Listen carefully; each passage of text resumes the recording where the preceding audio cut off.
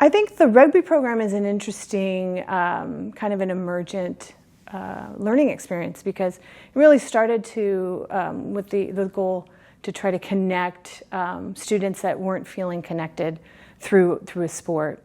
And then because of that structure with the rugby culture and the sportsmanship, it really enveloped a group of kids that needed to have that attachment, that sense of belonging and trust with not only mentors, adult mentors, but with each other, with their peers.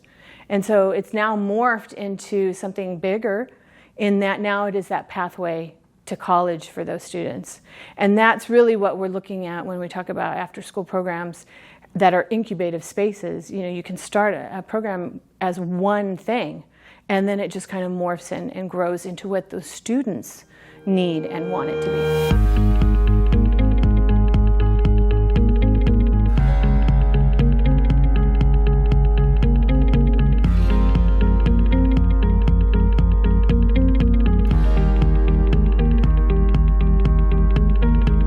The purpose of today's event was to bring the college pathway to the current high school kids. And now we have a second crop of kids about to graduate, and they need to see the pathway that has been laid there for them. So if our students play rugby within our rugby league, we have offered them an opportunity to go to Maricosta College, and as long as they are part-time students, they are able to play with that rugby team. And we did the basic college tour thing. We were led by the student ambassadors. Then we went around the campus and saw student life and checked out various programs, answered the kids' questions. Most importantly, stopped in the admin area where we kind of showed them, look, the financial aid office right there, counseling office right there, student services right there. Those are the support groups that are gonna make your pathway to this campus viable.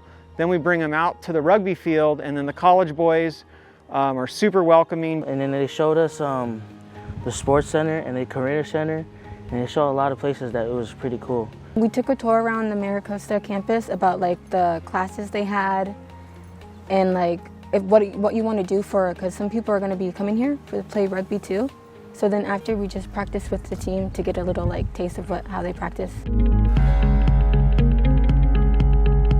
There's a lot of our Maricosta players that became certified coaches, and they give back, and they're assistant coaches for the high schools that they graduated from. My life is pretty good, actually. I have a job coaching for Murray, and I ref the youth and help coach the youth too. I can say it's been the biggest impact of my life, and I feel like I'm still part of statistics, but I'm not on the bad side, you know?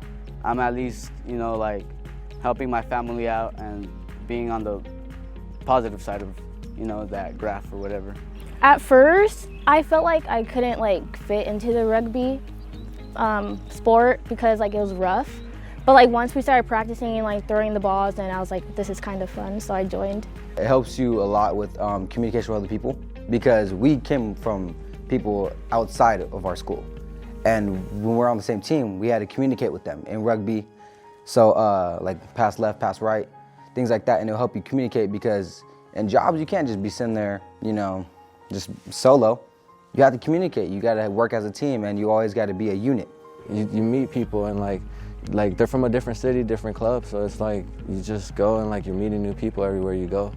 So there's this whole community that just embraced my kids, my continuation kids, which had not really ever felt a community, honestly, embrace them before. Some of them low socioeconomic, some of them not legally here, some of them parents not legally here, and just have not ever really had that kind of community hug them. And rugby did it. After games, the home team hosts the visiting team with a social, with bringing food, and you provide food and drinks, and so you beat each other up on the field, the first two halves, and I like to say there's a third half, and that's the social half.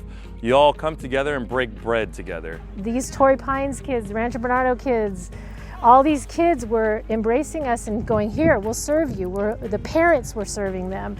Parents of kids that probably never really mixed time together were embracing our kids and embracing their stories and going, wow, you're a great but they were united by the rugby and their love of the rugby. And you win with humility, and then you lose with respect for the other team. And that's how it is. And when you win, you gotta tell the other side, hey, good game. And after that, they go eat at the end, and that's my favorite. With the culture of rugby, the kids had to solve anything that happened on the field for themselves. They played a game, they figured out how to settle their disagreements, and then they went off and had dinner together. Just created a culture and a community that I know really impacted a lot of our students. That's the whole point of the Assets grants. They provide the funding for us to come up with things that we can do that connect them to the school. They're connected to the school. In the case of rugby, they're connected to a complete lifestyle, and hence the next move is go to college, so if you want to keep playing. It literally saved their life from drugs, from gangs. They made choices to stay belonging to rugby and change their life.